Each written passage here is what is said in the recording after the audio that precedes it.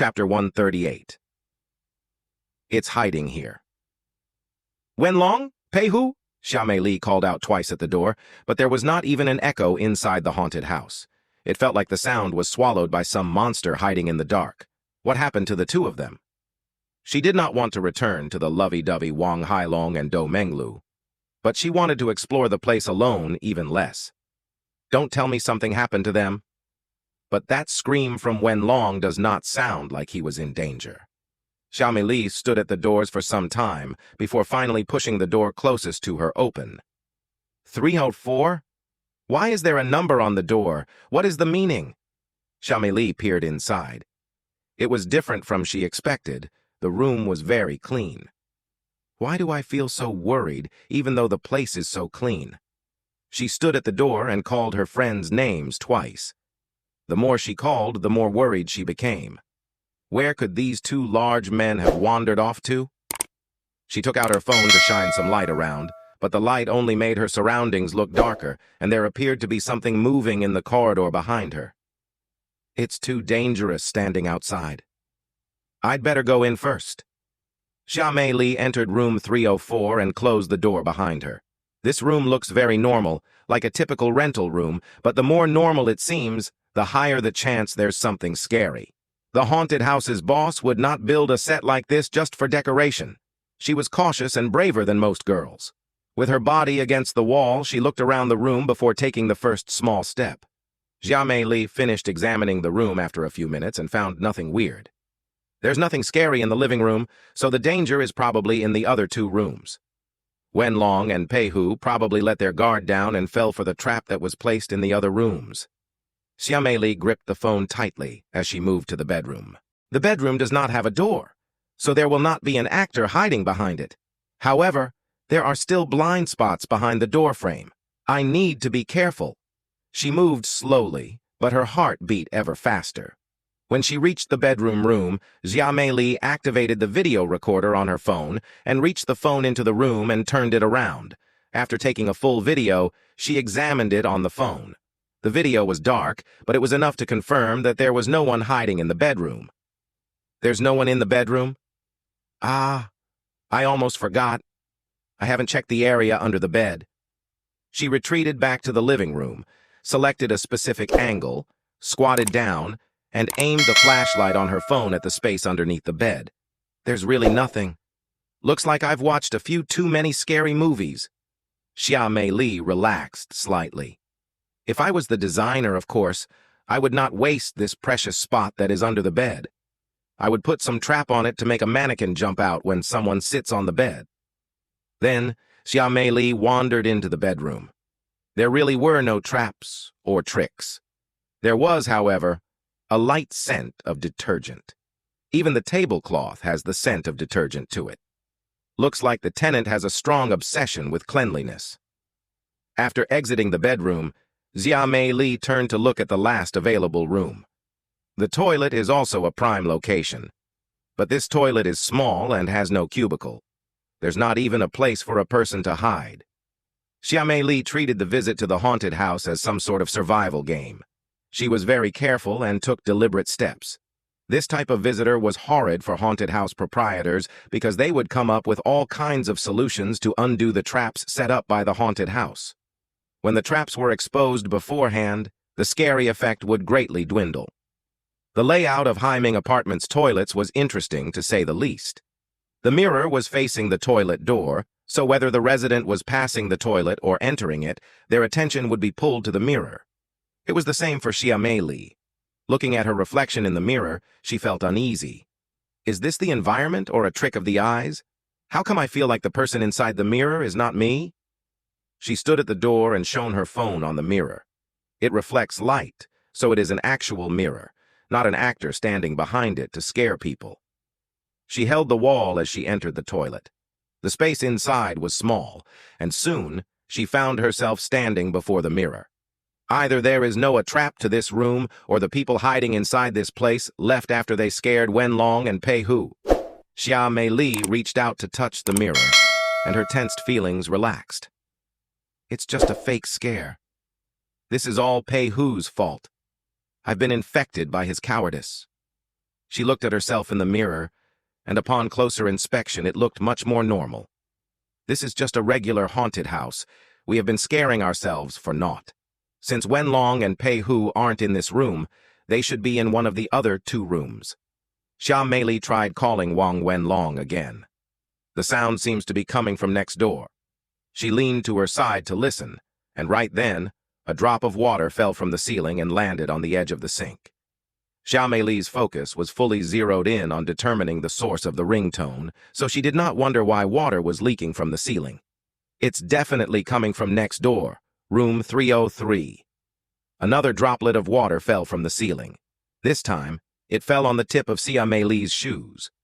Before she could react, the 3rd drop fell on her nose, and it slid down her face. Finally, Xam Lee noticed it. This haunted house is leaking? She frowned and turned her head up. In the partition above her head lay a woman who was completely drenched. Her face that was twisted from pain looked at Xam Lee quietly.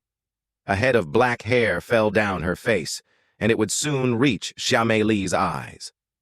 No wonder I could not find anything. It was hiding up there.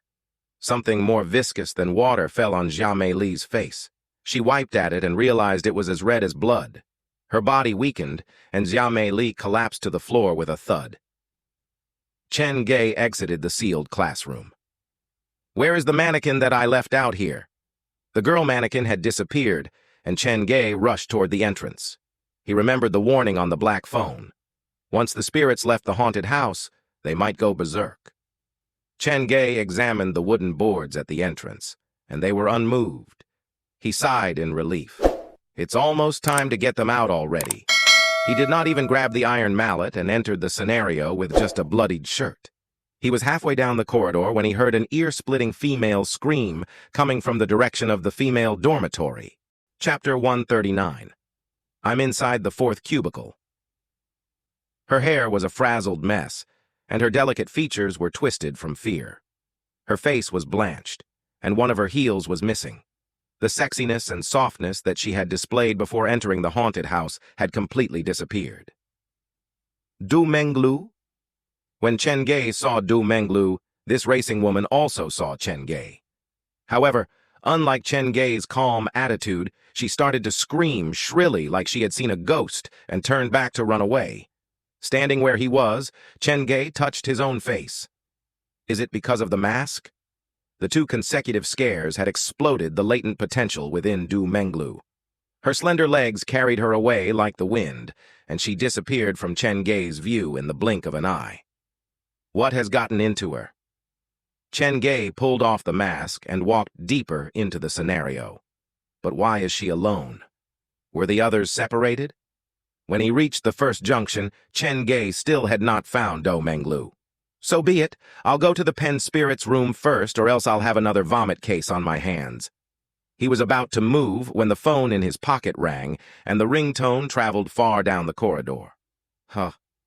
Inside the 4th cubicle of the bathroom, Du Menglu had given up on maintaining her image. She was lying on the floor, her eyes looking out through the bottom opening of the door. He didn't chase after me. Good, good. Her chest rose and fell unevenly. Du Menglu leaned against the wall, and there were still tears in her eyes. The images from the pen spirit game appeared in her mind. The game had begun smoothly, but when she asked who would be Wang Hailong's future wife, a scene like it had come out of a nightmare appeared. What was with that hanging girl? That couldn't have been an actual person, but it did not look like 3D imaging either. The more she thought about it, the more afraid she became. She hid alone in the cramped toilet cubicle, and fear gripped at her heart like a pair of invisible hands.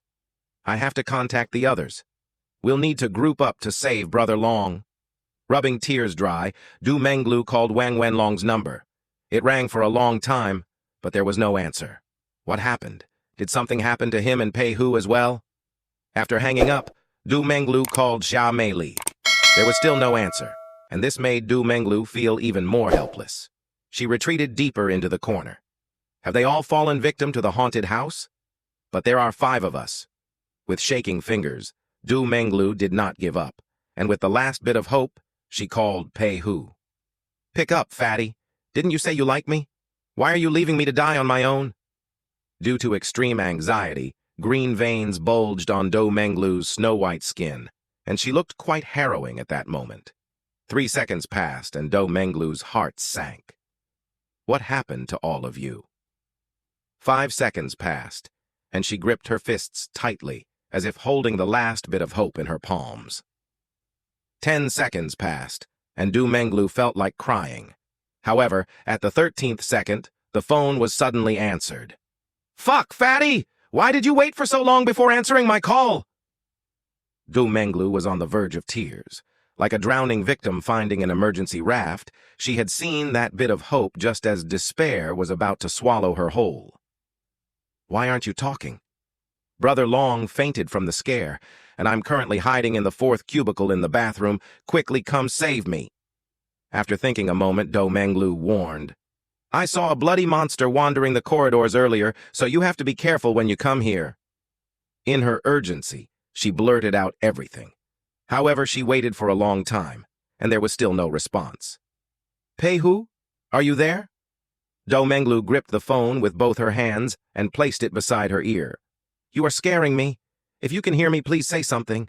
After several seconds, there was finally a response from the other end, but it was not Pei-hu's voice. It was a completely unfamiliar, gravelly voice that said, "Okay, I will find you now." The phone slid from her fingers. When she heard the voice, Do Menglu was stunned, and her heart skipped a beat. "Who did I call? Who answered the phone? Who is coming?" She looked at the phone on the floor, but she did not dare touch it, treating it like it was some kind of cursed object. "I'd better leave before he arrives." Do Menglu burst through the door and rushed out of the cubicle, abandoning her phone. As she staggered toward the bathroom room, Chen Ge entered the bathroom in the bloodied outfit. Do Menglu screamed and tripped onto the floor. She crawled back into the bathroom. "Go away, go away! Don't be afraid, I'm just—" Before Chen Ge could say anything, Do Menglu had climbed up from the floor, rushed into the nearest cubicle, and used her body to block the door. Chen Ge did not have the time to stop her, but when he saw that Do Menglu had entered the 5th cubicle, he immediately rushed toward her. "Hey, that cubicle is off limits!" Do Menglu, who was on the verge of mental breakdown, did not even have time to recover when she opened her eyes to see the pairs of eyes looking at her. The impactful sight caused goosebumps to rise all over her skin, and she lost the ability to talk. It wasn't like this earlier. Do Menglu fell backwards. Chen Ge quickly rushed forward to grab her by the shoulders and slammed the door of the 5th cubicle shut. "Are you all right? Didn't I warn you not to use cell phone inside the haunted house?" Chen Ge slid the phone on the floor into Do Menglu's pocket, but Do Menglu used her last bit of strength to toss the phone out. "Take it away from me. I'll never use that phone again." "Don't be crazy. Go rest by the door. I'll go find your friends." Chen Ge dragged Do Menglu to the bathroom entrance. "By the way, you people sure are courageous to split up and wander off on your own." After consoling Do Menglu, Chen Ge ran to the female dormitory. Wang Hailong was collapsed on the chair with tears in his eyes. He looked like he was going to faint at any given moment. The main power of the pen spirit is fortune-telling. She's weak when it comes to other aspects, so it looks like this big bloke is another paper tiger. Chen Ge picked up the ball pen, and when he saw that the pen wasn't injured, he placed the pen back and dragged Wang Hailong away. This is exactly the shock I want to see on the first day the new scenario is open for visitation. Chen Ge reunited Wang Hailong and Do Menglu. Then Chen Ge entered the other corridor and looked in every room. After rescuing the unconscious Xam Lee from the toilet of room 304, Chen Ge pushed the female mannequin back into the ceiling partition. Then, Chen Ge dragged Pei-hu out from underneath the bed in room 303. To his surprise, this cowardly fatty had the best mental state of the group of them. When Chen Ge arrived, he was in the middle of a staring contest with the mannequin head by the door. According to the man, before Chen Ge arrived, he had been exchanging gazes with the head for about 10 minutes already. With Pei-hu leading the way, Chen Ge arrived at the last scary stop. He stood beside Pei-hu at the edge of the well and peered into it.